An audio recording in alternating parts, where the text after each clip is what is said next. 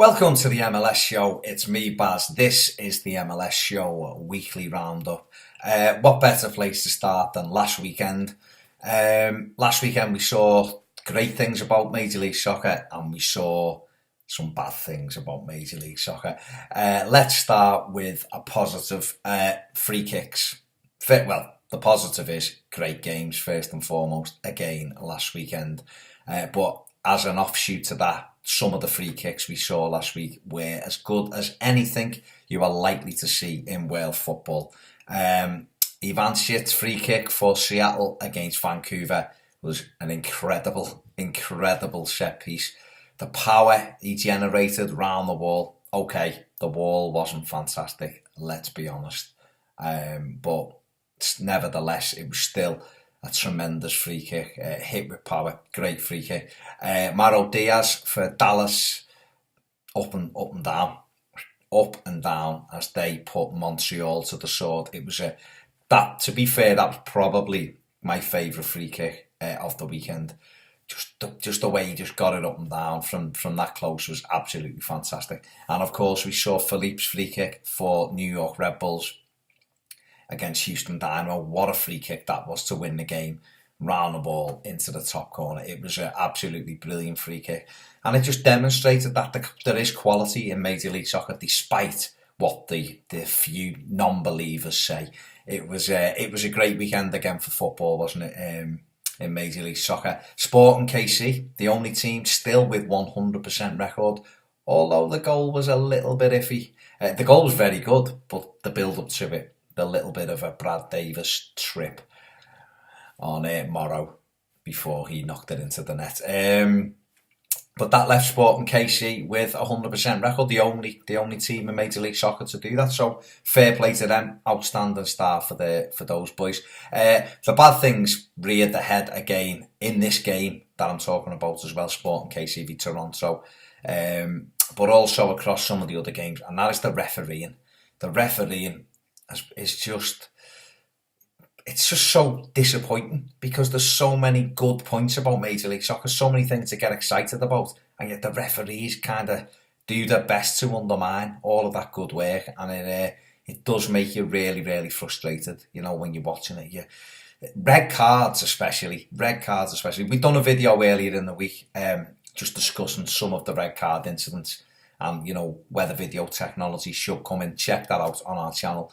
But my personal opinion is it needs to. There's too many red cards in MLS. It's too frequent. Red cards should be a thing of rarity. It shouldn't be commonplace every single week to see red cards. And you're seeing about 5 or something last weekend or whatever. It's just, for me, and some of them are pathetic. Some of them, not saying everyone doesn't deserve a red card.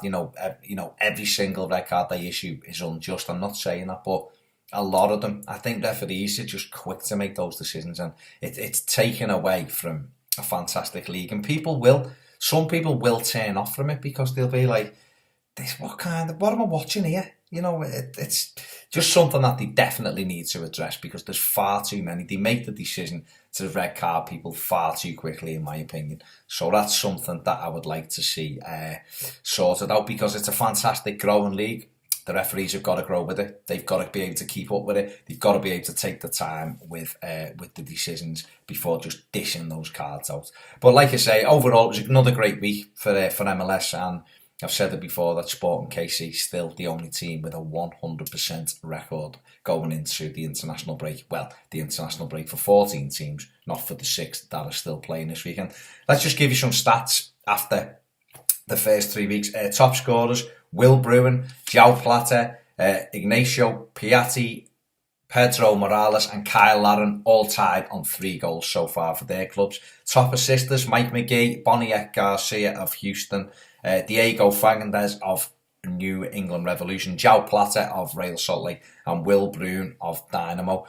Bruin and Plata involved in 5 of their team's goals so far this season, so they've made a really, really good start to the season. Top 3 fellas to have shots, top 3 players to have shots, I should say. Giovinco's had 16 shots already, but only scored twice for Toronto. Federico Higuain from Columbus Crew has had 14 shots but only managing 1 goal so far. And Diego Valeri has had 13 shots and again only managing the 1 goal for Portland. So got to get a little bit more accurate, boys, with them. And the best keepers so far in terms of saves, people who've made the most saves. Andre Blake from Philadelphia Union has 16 saves to his name so far. Joe Willis from Houston Dynamo, also 16 saves. And in third place, Brian Rowe of LA Galaxy has 14 saves to his name. So the end of the weekend last week was a fantastic week for MLS. Long may it continue, but please sort those referees out. Right, catching up on things that have gone on in the week. Big news, I suppose, coming out of New England Revolution. A player that I really, really enjoy watching, Lee Wynn. He has signed a new long-term deal with Revs. Not much of the details are being disclosed, but he's not going to be a designated player. But he is being given allocation money that's being used to give him a better contract, and rightly so. He's a fantastic player. I absolutely love watching him. You know, everything that the Revs do well in general is through Lee Wynn. He's such a clever player. Just talking of free kicks that I mentioned at the start, he was the unluckiest one of the weekend. He hit a free kick that hit both posts and came out with the scoreline 2-0 at the time to Philadelphia, so that would have got Revs back in. But anyway, he is being rewarded with a better contract, a new long-term contract, and that is great news for New England Revolution and, of course, Lee Wynn. Following on from last week, we in the news roundup, I spoke about the new national side jersey for the United States, greeted with, shall we say, with a tepid reception. A lot of people didn't really like it. I think England's kit is a little bit boring. But what's happened this week is they've actually released the pre-match jersey, kind of like the training gear, I suppose, the warm-up gear. And the response has been quite the opposite. The response has been, why isn't that our shirt? A lot of people are loving the new training top pre-match jersey, whatever you want to call it, of the United States. And I've seen a lot of comments where people simply saying, I'm going to wear that rather than the national shirt. So I don't know whether you can do a little recall and now just name that as the new kit. It is very, very nice. I've seen the pictures, the images of it. It is very, very nice. So there you go. You win some, you lose some, I guess, from Nike. But the pre-match jersey has had a much better reception than the actual national team jersey.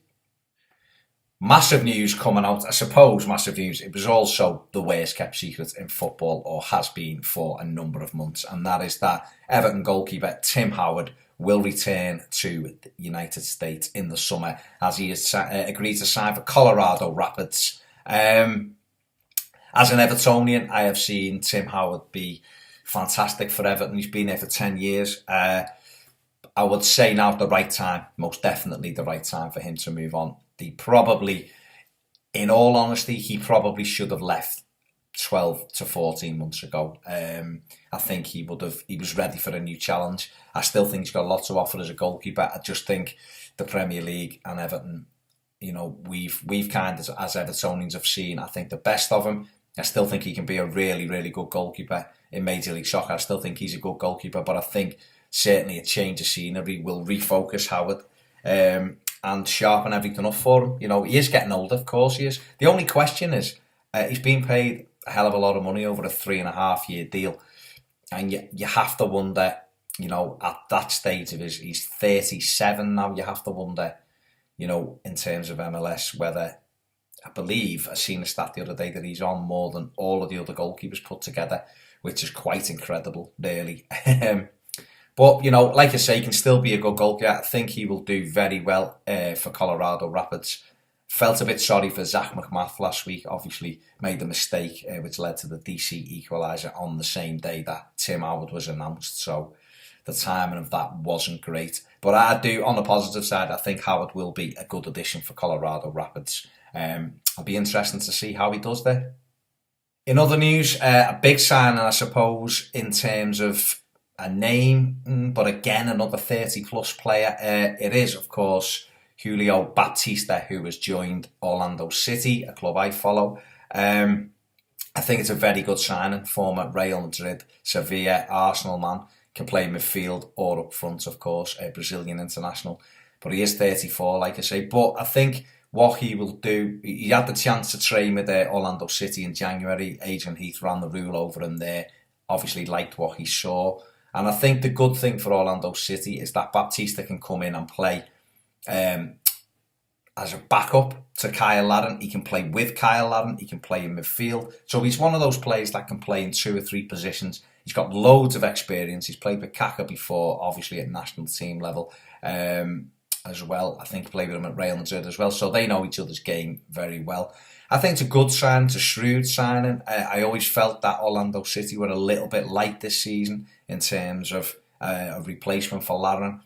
I think he's an upgrade on Pedro Ribeiro without being too derogatory towards Pedro. I think Ribeiro's got really good feet and nice and strong, but the quickness, again, you'd question the mobility of Baptista. But I've seen him, a few years ago and he was very good. But, again, it's just a backup. It's just another player in that squad for Orlando City. And I think it's a shrewd sign. And like I say, can play midfield as well. Wealth of experience. And the likes of Larin, the likes of Brian Rocher, Hadji Barry, Carlos Rivas, those kind of players will benefit from playing and training, more importantly, alongside someone like Baptista with his experience. So I think Adrian Heath and Phil Rawlins have done some good business there in bringing in Baptista to Orlando City. But obviously, we'll have to wait and see how he does over the coming months. Okay, moving ahead to this weekend's game. There is 3 Major League Soccer fixtures this weekend. They are New York City against New England Revolution, DC United against Dallas, and Vancouver against Houston Dynamo. Start with New York City. That's the first game of the weekend. It's on live over here in the UK also. New York City have had a win, a draw and a loss from their opening 3 fixtures. The Reds, 2 draws and a defeat last time out to Philadelphia Union. I think without being, going too much into it, I feel as though New York City the favourite for this one. I think the Reds had a little bit hit and miss at the moment. They were quite good at Houston day one. Then they were frustrated by DC on match day two, ending in a goalless draw. Last week they were quite poor at Philadelphia, I felt. Whereas New York City, I was impressed with them winning it against Chicago Fire, and then they were up 2-0 against Toronto before throwing it away. Last week they done okay against Orlando City, but I felt as though Orlando City were able to defend it quite well. But I just feel going into this game, it is.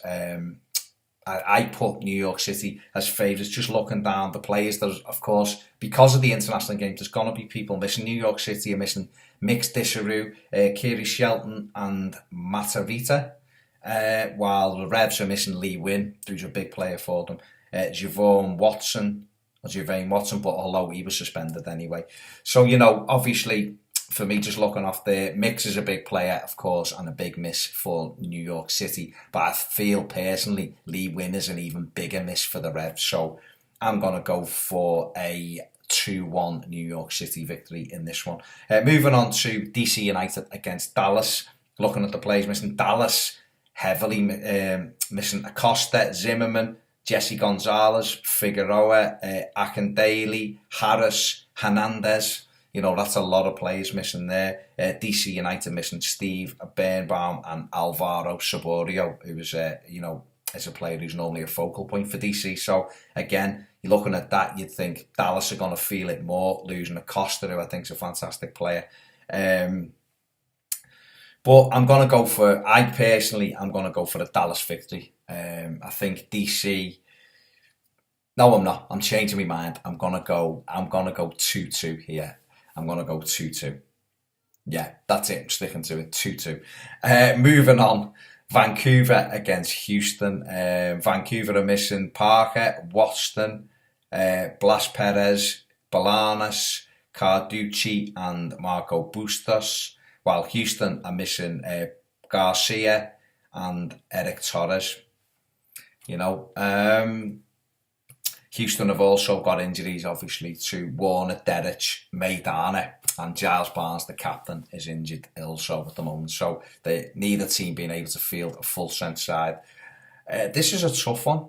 This one is a tough one. Obviously, Vancouver winning last time out. Houston have had a bit of everything, a draw, a victory, and a defeat. I'm going to go in this one. I'm going 1-1.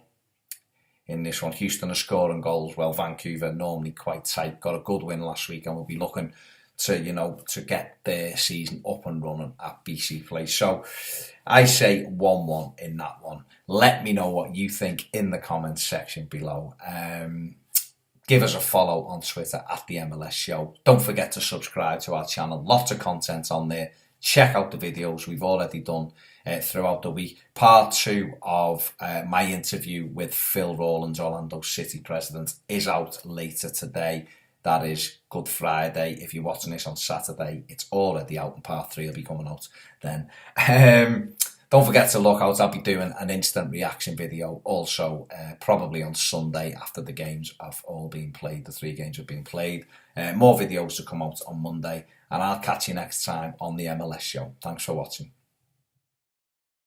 Undermine all of that good work, and it does make you really, really frustrated, you know, when you're watching it.